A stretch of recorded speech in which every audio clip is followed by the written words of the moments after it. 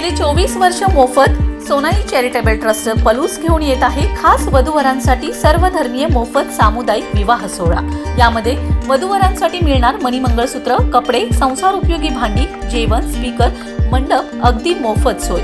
मग वाट कसली बघताय? आजच आपली नोंदणी करून घ्या। विवाह मुहूर्त, विवाह स्थळ, संपर्क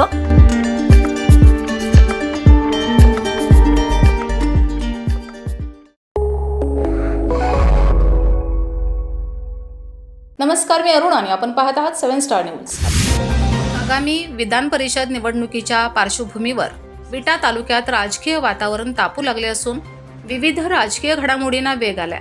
स्थानिक पातळीवर प्रभाव वाढवण्यासाठी भाजपकडून वैभव पाटील यांना राजकीय ताकद देण्याचा निर्णय होऊ शकतो, अशी जोरदार चर्चा सध्या रंगत आहे। पक्षाच्या अंतर्गत सूत्रांच्या माहितीनुसार विटा व परिसरात सक्षम नेतृत्व उभे करण्यासाठी भाजपकडून रणनीती आखली जाते। यामध्ये वैभव पाटील यांच्यावर पक्षाचा विश्वास वाढत चालल्याचं बोललं जातंय।